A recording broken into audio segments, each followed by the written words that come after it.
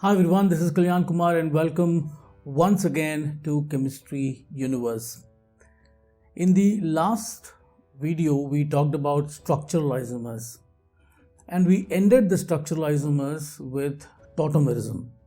And we saw a lot of examples of tautomers, different types of tautomers other than keto-enol tautomers.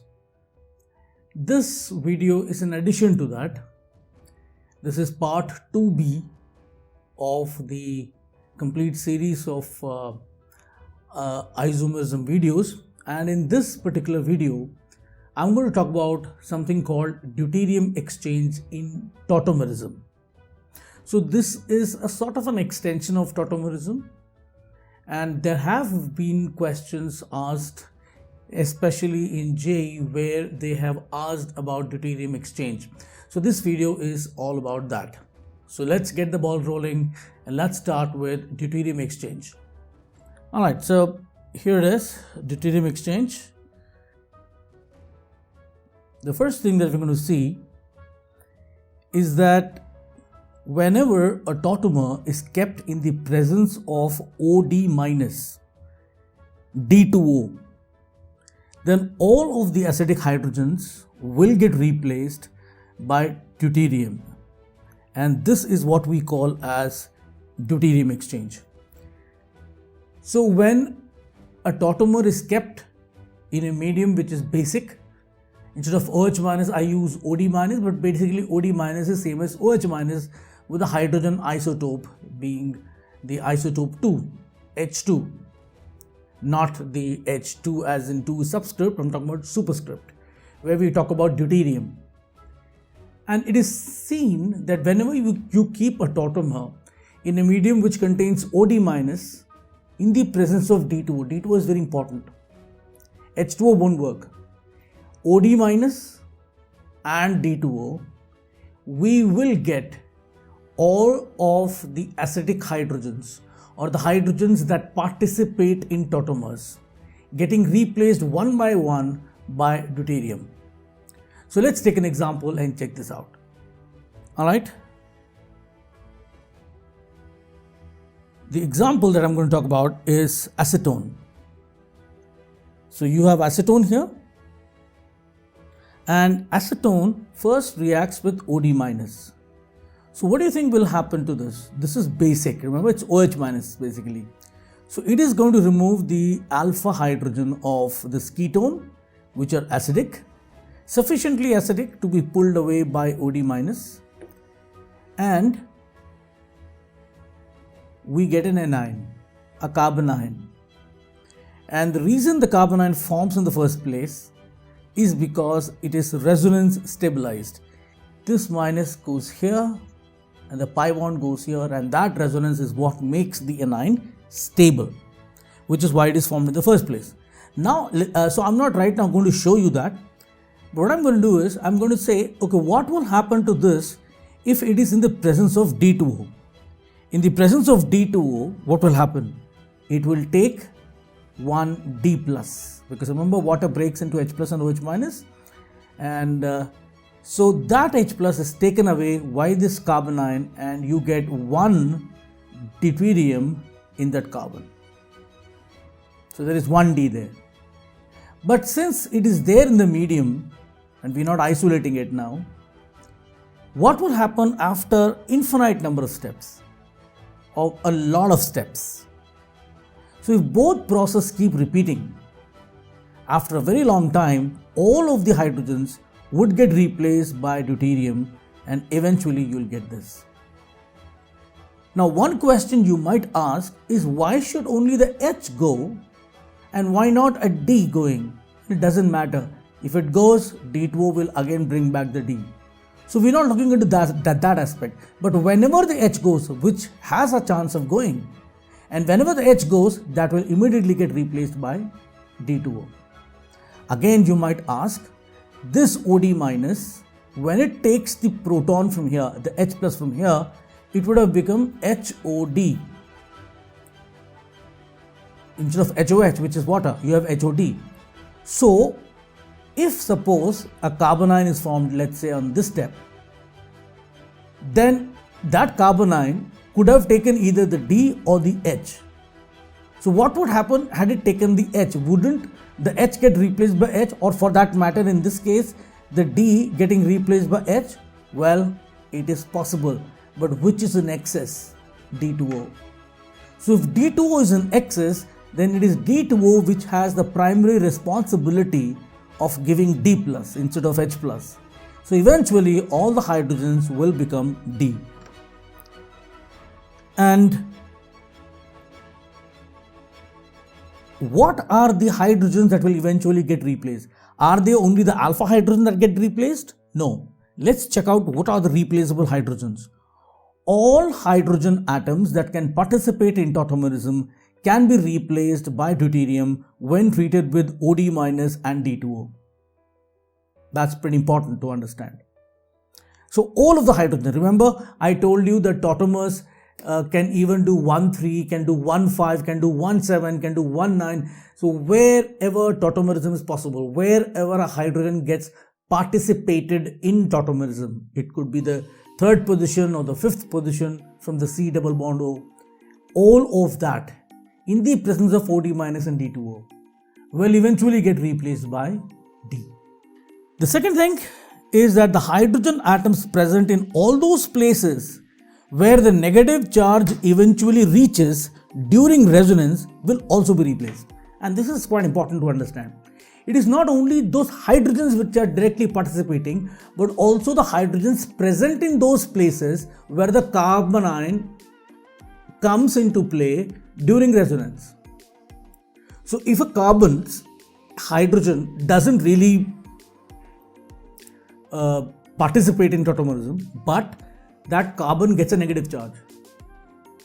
So besides resonating, it can also take up a D. And then in that process, after taking a D, it could give back an H and again get a carbon ion there. And then that carbon ion further resonates. So, and since D2 is in excess, eventually all the hydrogens will get replaced by D. Even though these hydrogens did not participate actively in tautomerism. But just because the minus reached that carbon, the deuterium will get into that carbon. And eventually whatever H of that carbon exists, it will get replaced. So let's see some examples here.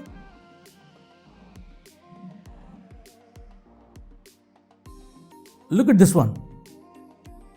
Now I want you to write down the product of this. Pause the video and write down the product of this.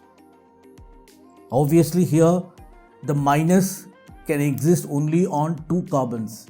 This is one carbon, this is another carbon where the hydrogens participating in tautomerism exist. And they will become negative. Of course the O will become negative. And eventually these will become D, whereas this carbon will neither participate in tautomerism nor will it ever get a negative charge. So only these hydrogens get replaced by D. Now of course you might ask, what about the enol? Wouldn't that OH or OD also remain as OD after some time? Yes. But we are only talking about the stable form of that particular tautomer. So if the keto is more stable, we'll talk about the keto. If the enol is more stable, we will talk about enol. So whichever is more stable, that is the one that I'm taking right now. And I'm writing the product of that. Obviously, the enol will also become OD instead of OH. Because even OH is acidic. In fact, OH is more acidic than CH. Alright, so let's take a look at a couple of more examples. What do you think will happen to this one? Pause. Write down the product and then play the video. Now obviously, which are the hydrogens participating in tautomerism? These two. And there are two hydrogens in each of them. They will all become deuterium. Try this one. Now you will notice, now remember these two are methyl groups. They are not H. They are Me. Hydrogens are never shown. This is Me. And can you notice that this carbonyl compound does not have any alpha hydrogens to have tautomerism with, which means nothing will get replaced. No reaction. Okay, try this one. Pause. Play back. Now do you notice there is one H here? The carbon has to have a valency of 4. 3 are attached to carbon, then this is implicitly one H. There's no other H. This carbon doesn't have any H. So only one of this H will get replaced. It will become D.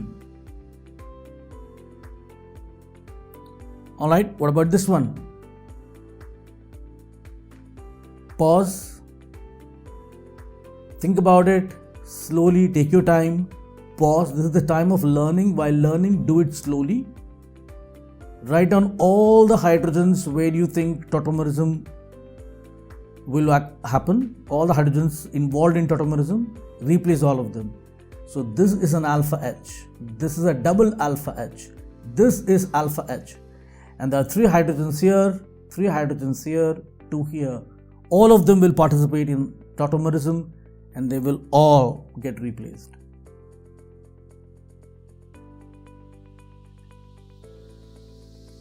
Alright, let's take up a couple of more examples. How about this one? Pause, play back, and you will notice there are only 2 D's on the left because there are only 2 hydrogens here which are participating.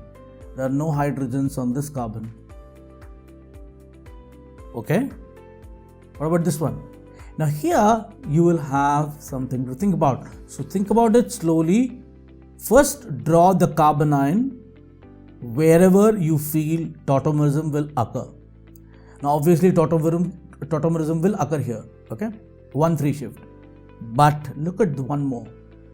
There are 3 hydrogens here. I'm just showing you one, but there are 2 more. When this goes, you get a negative sign.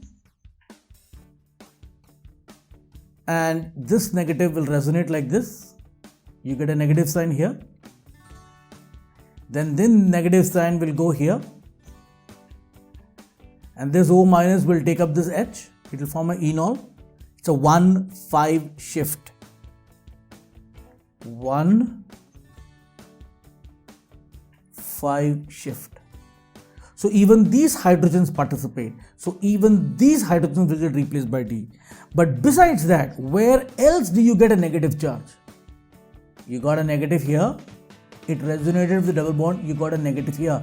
Now if you can see, there is only one H here. But since the negative comes here, so if I were to draw that particular resonating structure, you get a double bond here. After this minus goes here. And after this pi bond goes to this carbon, this becomes negative. Now remember, this already has an H. So in D2O, it will take up on D and this will become D. Minus will go away. This minus goes away. But now, what will happen is, OD minus is still there. It can pick up any one of these 2. If it takes up the D, you again get a D. But what happens if you take up an H? If it takes up an H, you again get a negative charge. And that can still resonate with the double bond O. And eventually, you will get a product and this will become OH. And eventually, you will get a product where there is a D here instead of an H. Because D2O, remember, is an excess. So whatever hydrogens are there, they will eventually get replaced just like these hydrogens. So just like these hydrogens, this hydrogen will also get replaced. The difference is these hydrogens were removed immediately and then it took a D2O, whereas here the negative came here, it took the D, after a while OD minus took up the H, and that H will give you a negative sign here, that will again tautomerize, you get a D here. And since we are only drawing the dominant form and not the enol form, the answer will be this. Wherever negative goes, you get a D. Wherever the H participates, you get a D. Try this one. Now remember, I'm drawing an enol, but this is not the dominant form. The dominant form is the keto. So convert this into a keto first. Obviously, there is one H participating in tautomerism here. There are two hydrogens participating in tautomerism here. As you expect, they all become D. Alright, try this. And this is really tricky. So I want you to take your time and write down the correct answer and then play the video back. So obviously, tautomerism, these two participate and each of them have two hydrogens. They will anyway get replaced. Not an issue. But once this becomes minus after removal of H, it need not only resonate with the double bond O, it can even resonate with the double bond C. And if it does, you get a negative here. And these two carbons have 1 H. So when the negative comes here, there is a H and this minus will take up D from D to O, you get a D. After a while, the H is taken up by the OD minus, you again get a negative, and then it will go back and give you this negative back. So it has got a replaced H. And similarly, if the negative were to form here, it will resonate with the double bond O and get a negative here. Wherever negative goes, the H gets replaced.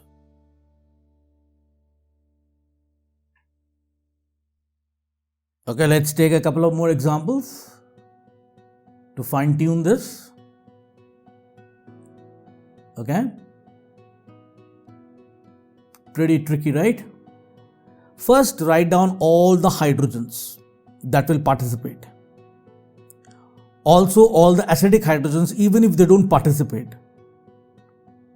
And then look at all the places where negative charge can go, if at all there is any other double bond.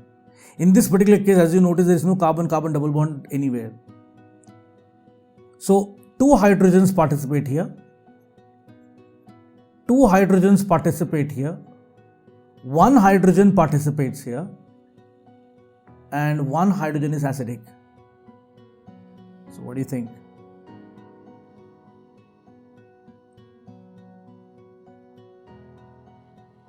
Okay, let's try one more.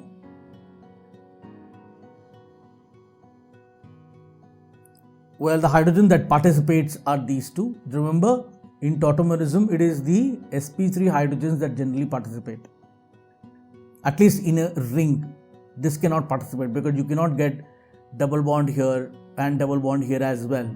The carbon can't be sp hybridized in a 6-membered ring. So these two hydrogens participate, so they will anyway get replaced, and that's pretty simple. But remember, there's a 1,5 shift. Can you see? These two hydrogens. If this goes and you get a negative sign, this negative sign goes here. Now remember, these two also are participating in tautomerism because the negative comes here and then you get the enol.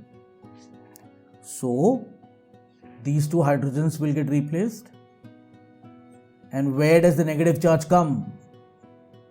There's only one H. Now look at the answer.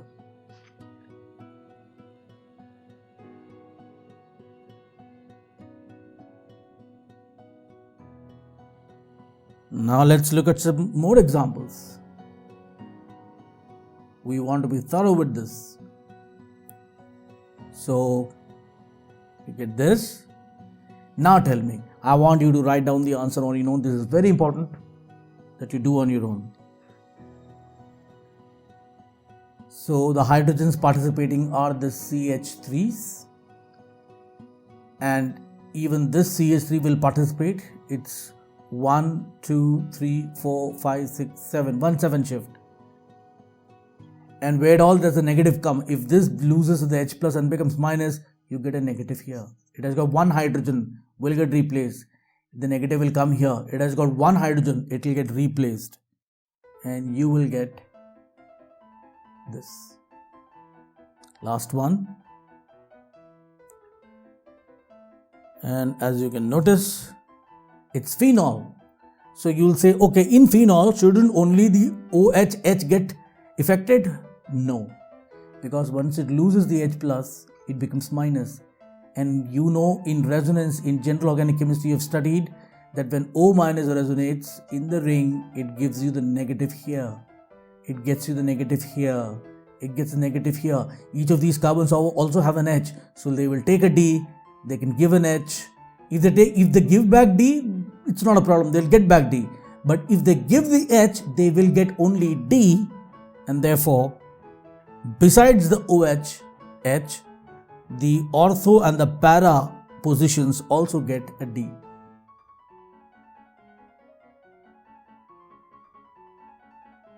So that is the end of this very short video, and this is related to tautomerism, and this is called deuterium exchange. I'm making this particular video only because there have been questions, though not many, but there have been questions, and we should make sure that we cover all bases. So which is why I made this video. So with that, this is the end of this video. I thank you for watching this, and I hope all your doubts and issues regarding deuterium exchange were covered in this. If they are not, we'll try to create a medium by which you can ask your questions. And if you're watching this on YouTube, you can definitely make your comments and write down your doubts and questions. And in the Chemistry Universe website, we will be having a forum where you can ask these questions and get your doubts cleared. So with that, this is Kalyan Kumar signing off. Have a wonderful day. Goodbye and thank you for watching this.